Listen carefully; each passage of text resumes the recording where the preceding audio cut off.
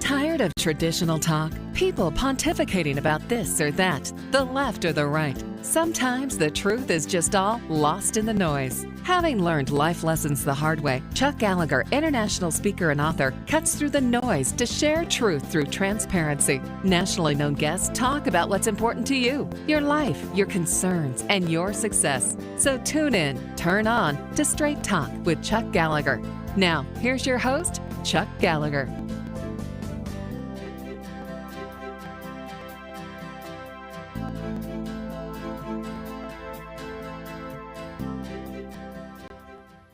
Well, this is Chuck Gallagher with Straight Talk Radio, and this is the Transformation Talk Radio Network. And one of the things that I love about doing this show is the fact that we do get an opportunity to talk with people about how their lives transform. And today's show it's going to be a great show. But I want to start off by saying I'm real proud of my two sons, but my oldest son, It's kind of been an interesting process watching him grow from teenager into an almost 30-year-old. Whenever he was a teenager, he played golf a lot. Now, people ask me, did he get that from you? Let me share with you. No, I suck at golf. But he had a natural skill. He went to college on a golf scholarship, which I was thrilled about, as you can imagine. But he'd always said, he said, Dad, I want to work for a golf company. He said, I want to be like a club rep. I want to be out. I want to be amongst golfers and so forth. And I thought to myself, well, that's wonderful to aspire to. I don't know how it's going to work, but let's just see. So he goes to school, gets his golf scholarship, graduates in 2009, at the height of the recession, and immediately gets a job for a top 25 custom club fitter, learning the fine art of literally creating golf clubs, high-end golf clubs. And I was like, wow, dude, I'm impressed. You straight out of school, move right into kind of your passion. And well, as you can imagine, for any of us in our careers, you learn the skill of what it is that you do. So he learned that skill well, and one of the companies that he had previously sold and manufactured clubs for called him and said, "Hey, could you be our sales rep?" And next thing you know, he's back in the Carolinas, responsible for selling for this company in two different states, full commission job. And I'm like, wow, I don't know many 20-year-olds that are willing to step out and say, I'll earn my way on commission. But he turned out to be their top-selling sales rep. And 18 months later, they tap him on the shoulder and they say, can you come to our corporate headquarters in Texas and be our national sales rep? Can you manage the other people? And it was at that point that it was interesting, the conversations we started to have, because he was like, Dad, I know how to sell it, but what do I need to know? And I gave him a book that I'd had for years called 13 Fatal Errors That Managers Make. And it was an interesting experience talking with him about what happens when you become a new manager. What are the things that take place? And I began to think about that. And of course, being a member of the National Speakers Association, it kind of hit me that there is a guy who is the guru on leadership development and management. He wrote a book called The 8 Greatest Mistakes New Managers Make. His name is Tom Davidson, and Tom is my guest today. And Tom, I am thrilled to have you on Straight Talk Radio. Honored to be here, Chuck. A lot of fun. Great topic. I appreciate it, man. Now, let's go backwards a little bit. Before we start talking about your book and the 8 great mistakes that new managers make and what people might need to take from that, tell us, how did you get from where you were to where you are? Like your son, a lot of us don't start out in business being in a leadership position. We start out in some kind of expertise. Mine happened to be in the outdoors. I worked outdoors. I grew up outside. And I wanted to work outside, learn all the skills it took to be a forester. Cool. So I educated, Yeah. a great forester, I'd like to think. But like most of us, we learn a technical skill. We get good at that and get promoted because we're good at our technical job. And because I was pretty good at that, I got promoted within just a couple of years. Suddenly I'm doing a whole new job. I'm managing people. I'm helping teams develop. I'm solving people problems. It's not what they taught us in school. In fact, it's not the reason most people go to any kind of a technical background school to work with people, is it? No, not at all. Not at all. Not at all. But we end up because no matter what we're doing as a technical job, we're still in the people business. And so my track was to go into the people business after entering a technical job. And I have a lot of compassion for people like your son and many others. Now, you, I guess your initial degree was NC State, right? That's right, NC State, forestry and economics. That's right, not much room for people skills development there.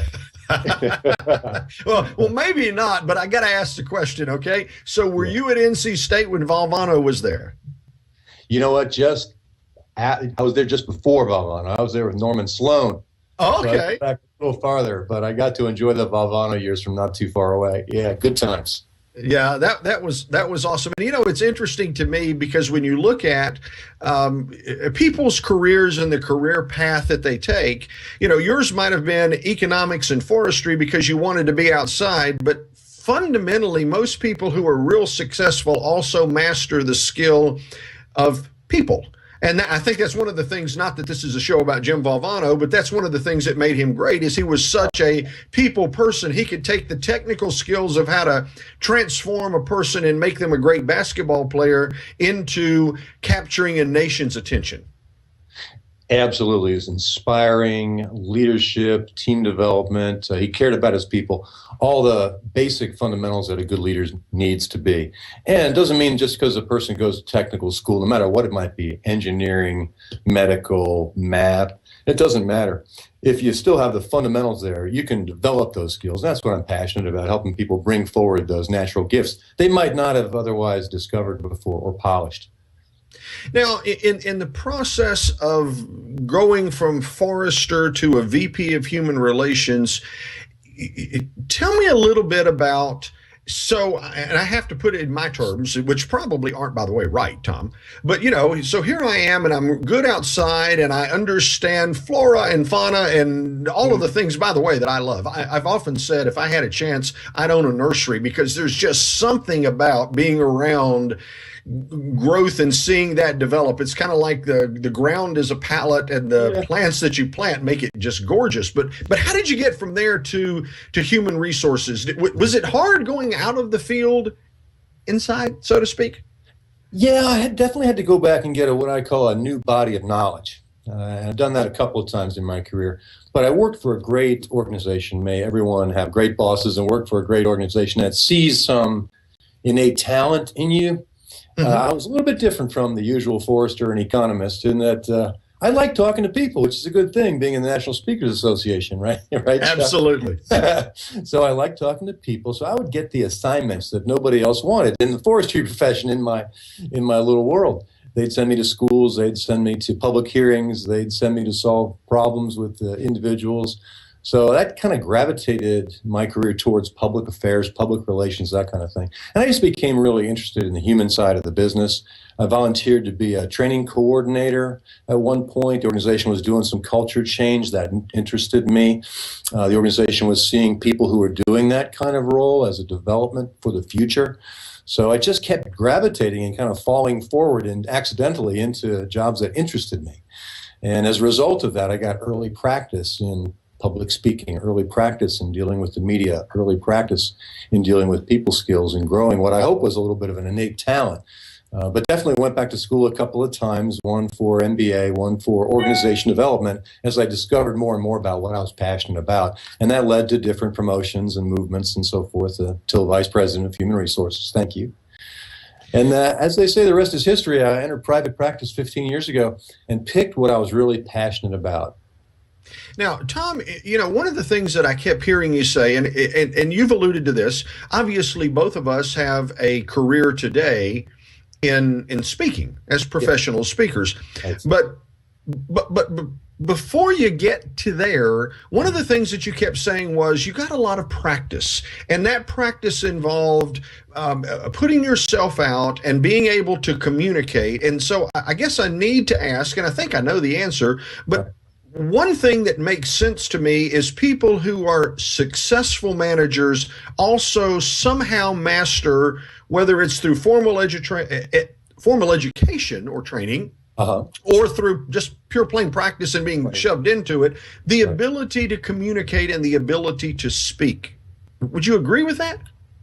Absolutely. I'll tell you, one of the best job assignments, this was back in the day, Chuck, when organizations kind of threw people into positions without really preparing them.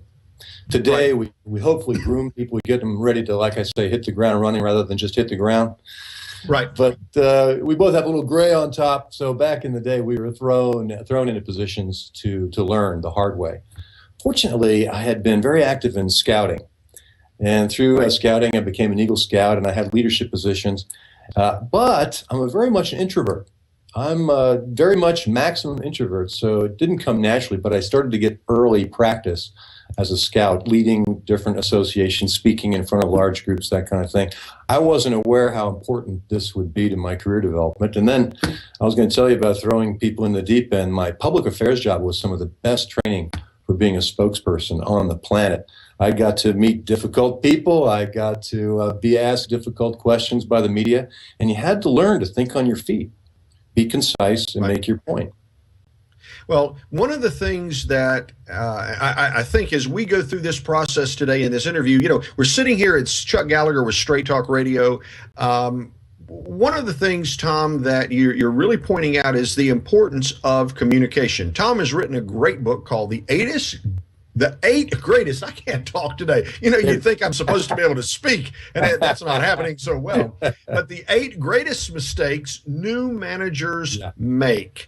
Surviving the transition to a leadership position, and boy, does that hit home when it comes to my son. So we're going to go for a quick break, Tom, and when we come back, we're going to talk about your book, and we're going to talk about some of the things that book will help people in general understand how to navigate the field of becoming a new manager or improving your current role as a manager. This is Chuck Gallagher with Straight Talk Radio. Stick with us. We'll be back in just a minute.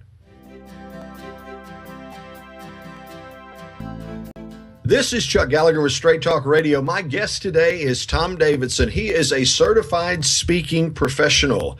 He is a forester, and by the way, I just love nature, and a leadership expert. He's coached hundreds of new managers, emerging leaders, senior executives in the private and public sector. And we're talking today about this whole concept of, how do we morph from who we are, especially if we're starting a new career, regardless of age. How do we go from being, Tom, I'm going to put it this way. How do we go from being the great sales guy to the great sales manager? Right. And you have written an outstanding book. The book is The 8 Greatest Mistakes New Managers Make. And I know I'm going to buy one for my son because I think he needs to be able to read that. He has gone from being the great sales guy now to managing a team. When you go from peer to boss, it's an unusual and sometimes challenging transition. Would you agree? Yeah. Even shocking to the individual who goes through it because they see their bosses, they see their managers. That doesn't look like a very hard job. That it looks a little bit like it's special. They get some perks, a bigger salary. It's just very attractive to people. And that's the way you move up the corporate ladder, so to speak. That's what people think, but they really don't know. In fact, that's the first mistake in the book is you underestimate the change. I call it rocking with the wrong role. You don't have the right mindset about the job. And that's basically it. In terms of the transition, Chuck, you have 2 things you need. One is the right mindset, and you need to have the right skill sets.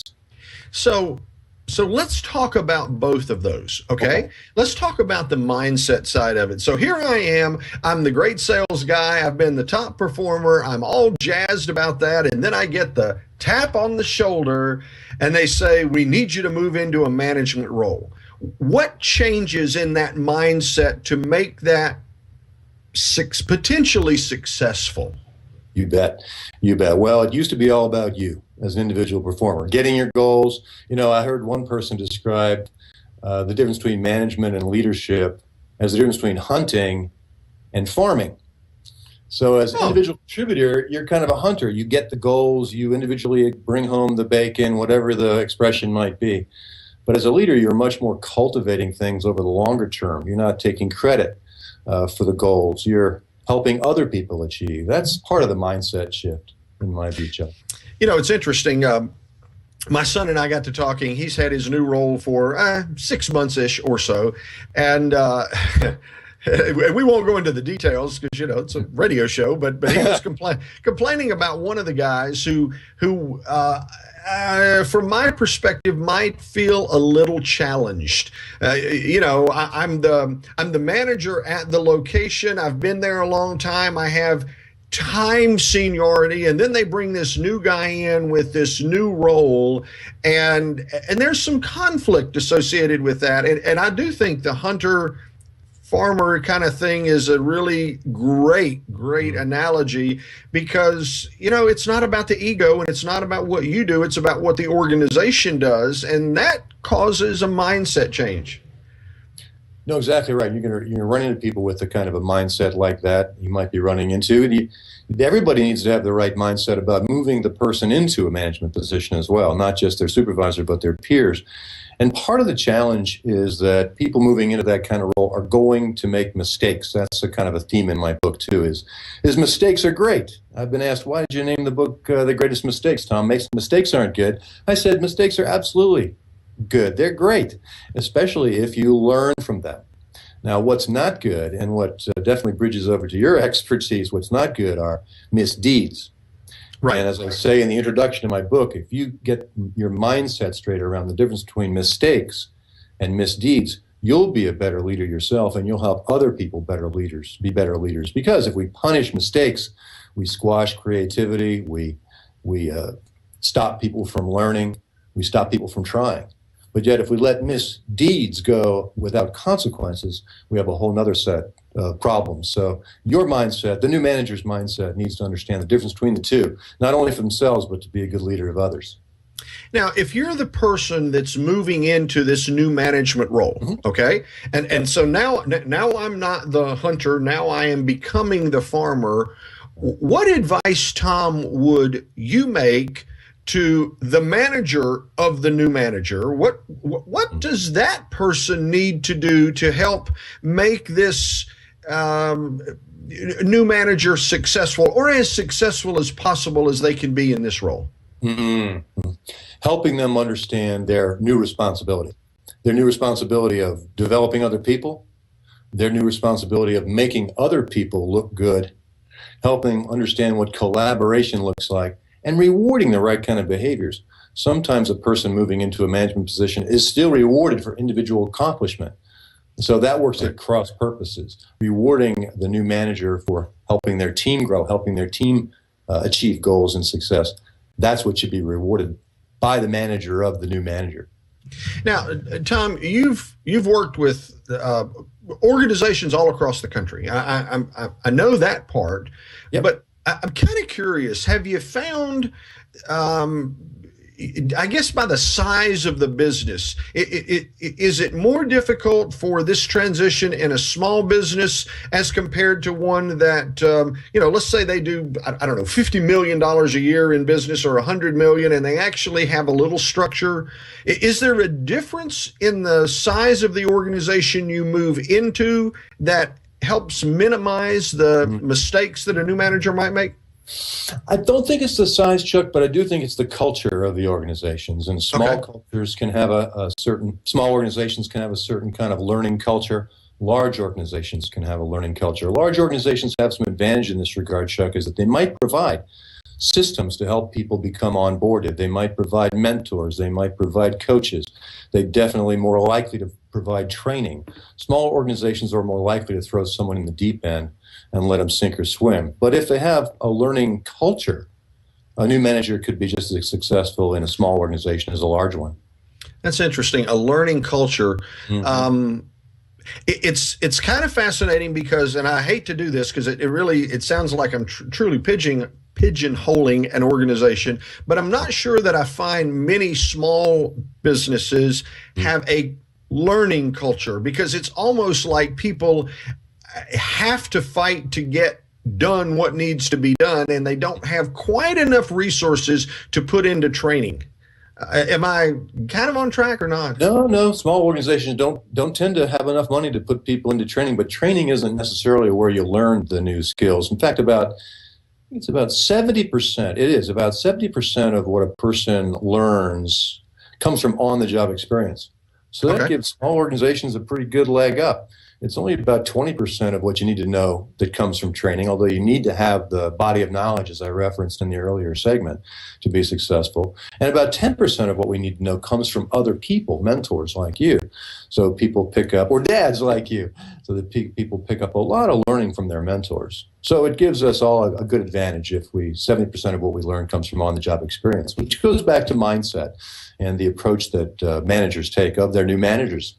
Yeah. So if I come in and let's say that as the new manager, if I have the right mindset, that's going to move me in the right direction, so to speak. But I also have to have the skill set. So for a person that moves from the performance role into the management role, what do you see as the key skills? And by the way, we're going to be pushing up on a break, so maybe hit me with a couple of skills and then we'll pick that back up right after the break. I'll give you a key one. This is one I see all the time with new managers. They don't ask enough questions, and they don't ask powerful questions.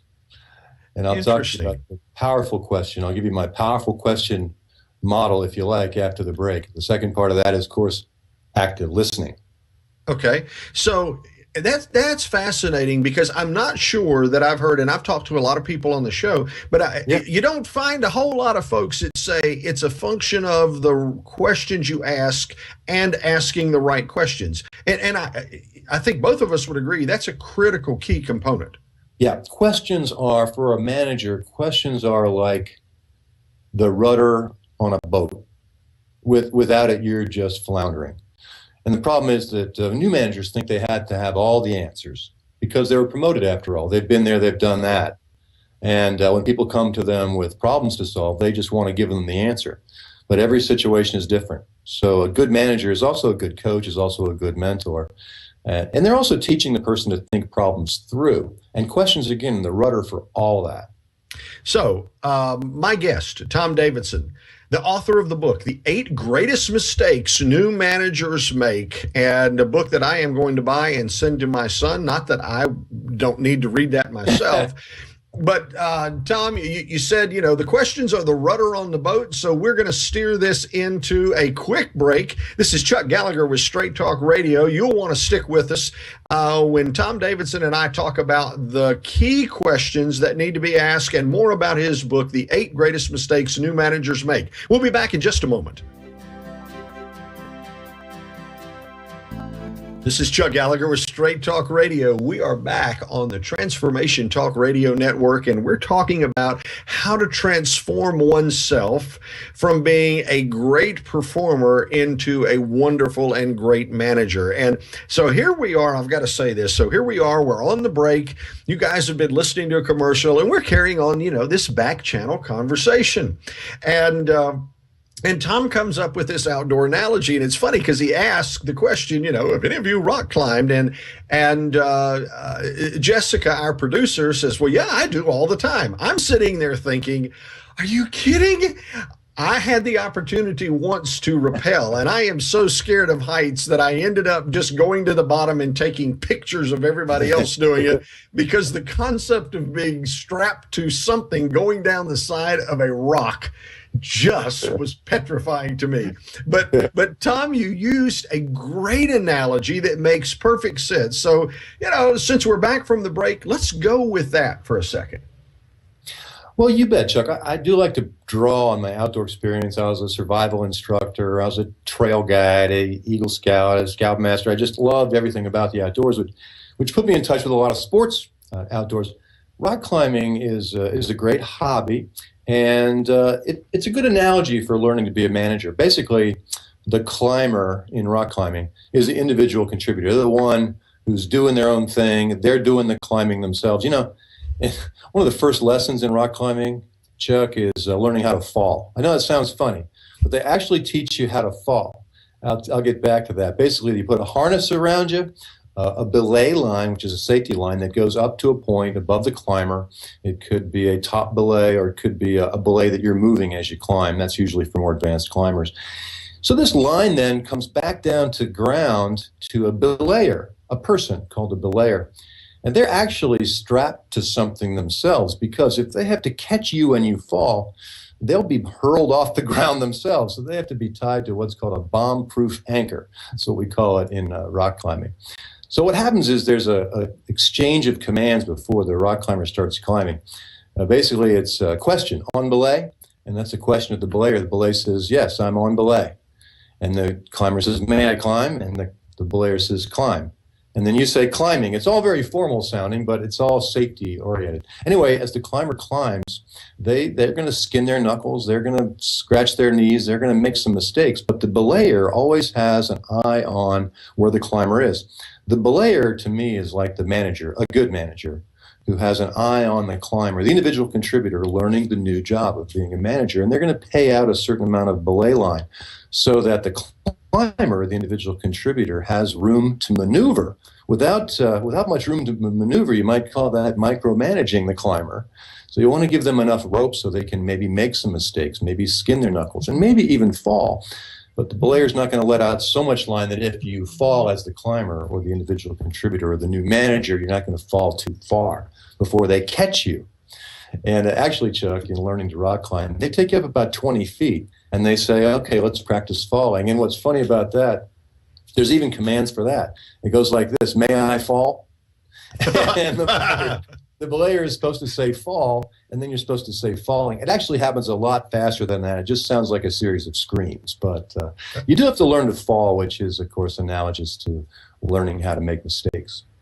You know, I heard that during the break, and a better detailed description now on the show. And Tom, the thing that really strikes me, I've been in a number of organizations, and it's fascinating. You are right. A good manager is an effective belayer.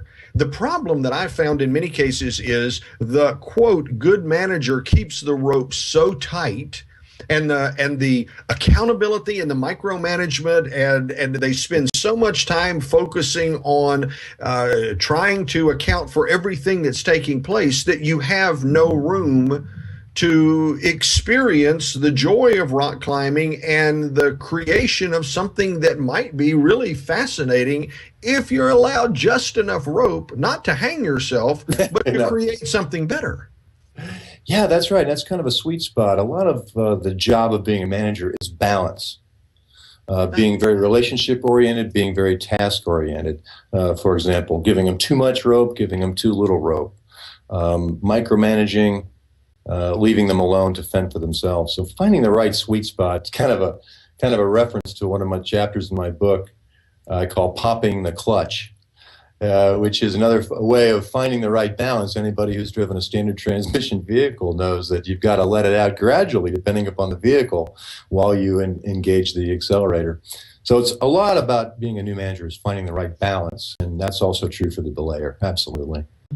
You know, before we went to the break, one of the things we were talking about, and I don't want to forget this, was the whole concept of asking the right questions. And you made a comment, and I probably am not going to say it right, but there's like this key question that you really feel a new manager would be empowered to use. Gotcha. I like to call it, a question asking model. Okay. And I think of it this way: is we're promoted because we're good at something. So we assume that we're there to bring the solutions to people. Right. And actually, your job is more like, instead of having the right answers, is to have the right questions. And I call it basically the keel on a boat.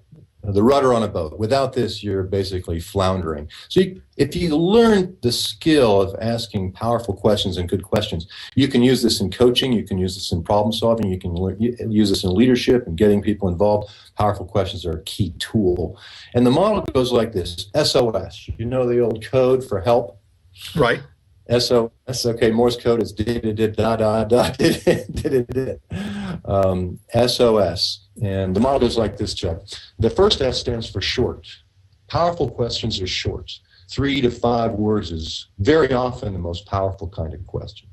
Interesting. But, okay. Yeah, but if we want to be helping people, what we'll do is we'll ask very long questions, or we'll answer it for them, or we'll give them some choices, or tell them what you would have done. But a powerful question: what have you tried? How has that worked? What's next for you? Short questions like that can be much more powerful. That's the first S. What do you think of that? I like that. That's outstanding. Sure. What have you tried? That strikes me as really interesting because it opens the door to knowing there's enough line, so to speak, to try something without inferring that trying is bad, because that's part of the whole genius of Apple Computer whenever it was first starting. You know, what have you tried? What can take place? What are the possibilities? That's a powerful question. What's worked? What have you learned? What are you proud of? Those kinds of questions evoke a lot more information, tons more information than the next part of the model, which is O for open-ended. Open-ended questions are more powerful. Obviously, people know the difference between open-ended questions and closed questions. A closed question begs basically for a yes or no answer. But closed questions can also be useful, but open-ended questions learn much more. Open-ended question can start with what, how, who, when, or where, or why. I like to focus people on, this is my favorite part of the open-ended question point. If you start the questions with what or how, the word what or the word how, you'll have a much more powerful question. For example, if you ask a question, why did you do it that way, Chuck? Well, that sounds pejorative, doesn't it? Loud sounds like that implies that you did something wrong. It makes the person, it's risky to ask a why question. Right, it makes you feel defensive. Yes, it puts the person on the defensive, exactly right. Well, you can turn any why question, you can turn any closed-ended question into an open-ended question by just starting with the word what or how. And I'll tell my clients, just start with the word and then see what comes out of your mouth. What worked that time? How would you do it differently again? And you might not even know what's about to come out of your mouth, but if you start it that way, you're more likely to ask an open-ended question, the second part of the model. Okay, so short and open-ended. Now, Right. What's the third part? Well, this is a little bit rude. I hope you don't mind. I know this is family radio, but I like to put it this way because it's memorable. The second S stands for shut up. Not a problem. It's a problem for us speakers sometimes. Well, that's a different issue, but that's true. But the funny part is when you shut up and let them answer the question, don't help them. Don't follow that up with a statement. Don't explain how you would do it. Just stop right there. One time I was doing a demonstration of coaching in front of an audience, and I felt very raw about my questions. And so I told the audience I didn't feel very good about my questions, but I did stop when I asked the questions. And the feedback I got was, no, Tom, man, those questions made us think. They were were you coming up with them from a list? I mean, it's like no, it was just instinct, short, open-ended, and shut up. But sometimes when you ask a question, it feels like you'd like to say it again or take it back or fix it. But very often those questions are the most powerful kind. My guest is Tom Davidson. He has written the book, The 8 Greatest Mistakes New Managers Make. And we've just been talking about SOS. And Tom, you are right. As speakers, it is hard for us to shut up. And yet, I know as a sales guy, I was taught once you ask the question, he who speaks first loses. So I did develop the fine art of the pregnant pause. There you go. We're going to be back in just a moment. We are talking with Tom Davidson. He is a great speaker, a wonderful coach, a person who helps new managers find that leadership role within the organization and develop their skills. So stick with us. This is Straight Talk Radio. Have you ever been a new manager or just promoted and thought to yourself, gosh, I wonder what I'm really supposed to do? And how can I be successful in the new role? My guest today on Straight Talk Radio is Tom Davidson. He has written a great book, The 8 Greatest Mistakes New Managers Make. But before we go into the book, Tom, I've got to tell you this. I was at a NSA leadership school about a little over a year ago in Phoenix, Arizona, and I will never forget the presentation that you made. I've got to plug you. Tom is an outstanding speaker. If your organization is sitting back thinking to themselves, all right, how do we develop our leadership pool? How do we develop our people? Or how do we retain the best talent that we have? I've got to tell you, if you're listening to the show, you need to consider going to Tom's website and booking him to speak. His website is leadershipnature.com. Leadershipnature.com. And Tom, you did an outstanding presentation, and you were in an interesting character in that you, well, let's put it this way. I don't know if you do this for anybody else, but you had this certain program where you were removing clothing. Now, if you're listening to this on the radio, let me share it with you. There was no pole involved, and he didn't really get down to the bare necessities, but it was a fascinating transformation to watch. And I think that's the thing that really strikes me about the skill you bring to your audiences when you're speaking and when you're coaching, because you're bringing something that makes it real that people will remember. And you got to know people remember things like that. I'm glad you remember that. I hope you remember the point of the talk too. But thank you, Chuck, very much. Well, I did remember the point of the talk, but the funny part is I was mesmerized. I was like, dude, where's this guy going? And the cool part is it connected those dots, and that's what makes it powerful. Thank you. Well, thank you, Chuck. I think one of the things that we have to do as speakers is we have to be willing to go a little extra mile to make our point stick. I like to use props. I like to use analogies, stories, videos, to help people see a complex challenge in a different way. By the way, if the audience is interested, the reason I was changing clothes was I started out looking like a veteran generation, and then I looked a little bit like a baby boomer, and then I looked a lot like an Xer, and then with tattoos and ear piercings. Yeah, Jessica, tattoos and ear piercings. I looked a little bit like a millennial. I think what was shocking about it is here as a guy with gray hair looking a lot like a millennial. To make my point about the differences between the generations, but I do like to use props, and I think that's good leadership too, is to be able to use those kinds of tools to make your point stick. Tom, the thing that struck me, and I think this really does apply to, making new managers great, is there is a difference in generations. I mean, I sit here, I was speaking to a university crowd not long ago, and I made the comment, I said, now let's rewind the tape. Meaning, let's go back in time, and I got looks like, what is this guy talking? What tape is he referring to? I mean, what? Tape? What's he talking about? Exactly. and you were talking about popping the clutch, and I know my grandchildren's children won't know how to drive a car. They'll just get in it and tell the car where to go, and the car will go. Yeah. So there is a difference in how we as generations see things, and your presentation was so powerfully on point that it helps us see what are the differences in those generations, because what might make a manager great who's a baby boomer and what we might understand might be totally different for a millennial. Exactly right, Chuck. That's one of the reasons I do that talk. Is so many of my clients were pulling their hair out about the differences in the generations. And they just, they didn't understand how very different millennials and Gen Xers are from, might be their generation, boomers. And we all, just because the year we're born doesn't mean we're necessarily going to have a certain mindset, but it is an indicator. But the reason I do that talk was to help more experienced leaders understand there's a very different talent pool. And rather than pulling your hair out about it, complaining about it, folks, the wind has shifted. If you're sailing and the wind changes, you just can't stay on the same tack. You've got to adjust the sail. You've got to pick a different point of sail. And so that's why that generations talk is relevant to leaders today, to adjust to their needs. And one of those needs, Chuck, is that these younger generations, they need to know exactly what's in it for them. They're for a good reason. They want to know, how's this going to add to my resume? How's this going to add to my skill set? How is this going to be good for me?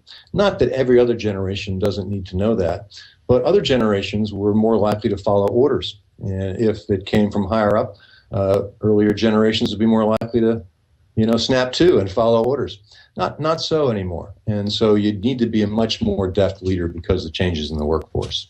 Yeah, Tom, that is so true. And the thing that really strikes me about that is when you look at the difference in the generation, my parents, I'm a baby boomer, my parents would follow the rule. If this is what was said, this is the rule they would follow.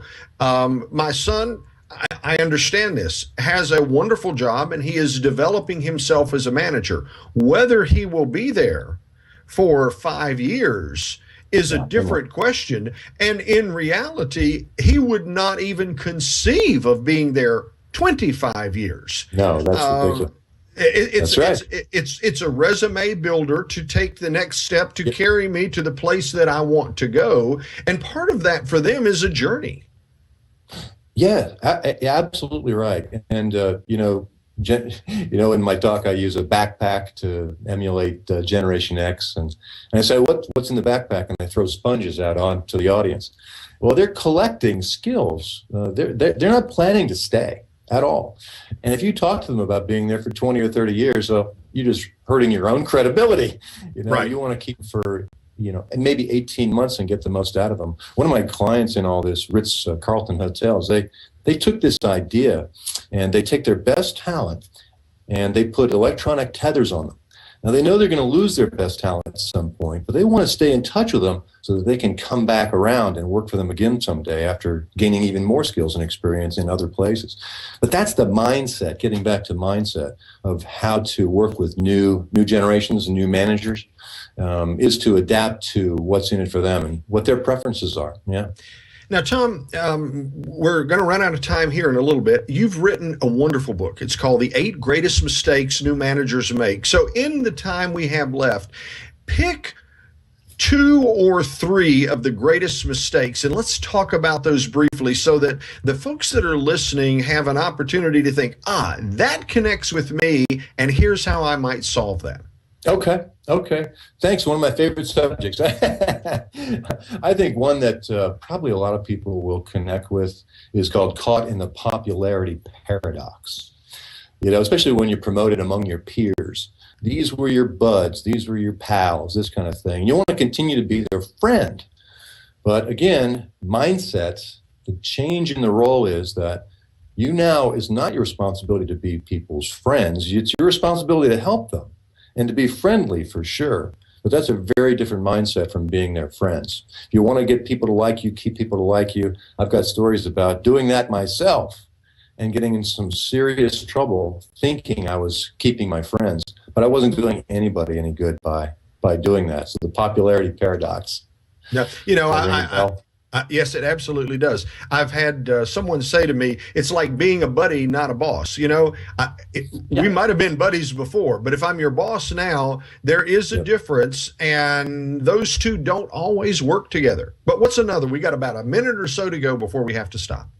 Sure, I call this the fool-it-yourselfer. It's kind of a play on the words of do-it-yourselfer. Right. But we're fooling ourselves. So at my house, I've got a ceiling that needs painted, but it's 2 stories tall. Now, to do that myself, I'm going to have to get in special ladders, special equipment. I'm probably only going to do it once. And it's going to cost me a lot to do it myself. I'd be better off delegating that to someone else. And as a manager, if you're doing too much yourself, you're actually not doing the job you're being paid to do. And you're not doing anybody else any favors either, because what I said before is 70% of what we learn on the job comes from on-the-job experience. So delegation is putting the work at the right level, doing the job you're being paid to do, and letting people learn, like we talked before. So delegation, it's an easy skill, actually, but it's a hard mindset. Interesting. My guest is Tom Davidson. He has written the book, The 8 Greatest Mistakes New Managers Make. Tom, if you want to find Tom, go to leadershipnature.com. Leadershipnature.com. In his book, you will discover how to adapt to your new position faster, get off to the best possible start, grow your reputation from the outset, leverage your development time, attract and retain the best talent, and stay on the fast track to success. Tom, it has been great having you on the show. I've got to tell you, I'm so jazzed about your book and the fact that you were here. I know Jessica has said, wow, this is something that actually works for me because of a new role that she's playing, and it works for my son. So I think this is going to be really a powerful program for the folks that are listening literally across the country or who will pick up on our podcast. Any final words before we close out, Tom? Well, thanks for asking. Thanks for having me on, Chuck. I know you only have a second left. I would say, back to your golf analogy that we opened with, we have natural skills and abilities. I know my only skill I brought to golf was a pretty good backswing. But what you want to find are those 2 or 3 things that you need to develop and work on those really hard. I had to keep my head still. I had to keep my foot down. And I had to learn to release my club. And I've been working on those 3 things for 2 years. So as a new manager, learning any skill, find out what you're good at, but also work hard on those few things that you need to develop. This is Chuck Gallagher with Straight Talk Radio. Let me strongly advise you, go buy the book, The 8 Greatest Mistakes New Managers Make. You can find it on leadershipnature.com. Tom, I assume it's also on Amazon? It is on Amazon. Thank you, Chuck. Yep. And, I always say on the radio show as we close things out, every choice we make has a consequence. So if you happen to be in the position of moving up that corporate ladder, so to speak, or developing your own team, consider the possibility of learning from your mistakes and finding out what you can do to literally transform your life and find the success that you're looking for. Again, my guest has been Tom Davidson. I would strongly encourage you to give Tom a call. He is an outstanding speaker, and he will be a memorable speaker for your organization. Once again, this is Chuck Gallagher with Straight Talk Radio, and we will talk to you next week. You've been listening to Straight Talk with Chuck Gallagher. Tune in each week on TransformationTalkRadio.com each Monday at 2 p.m. Pacific, 5 p.m. Eastern, as Chuck Gallagher, international speaker and author, cuts through the noise to share truth through transparency. Nationally known guests talk about what's important to you, your life, your concerns, and your success. Visit ChuckGallagher.com for more information and turn on to Straight Talk with Chuck Gallagher.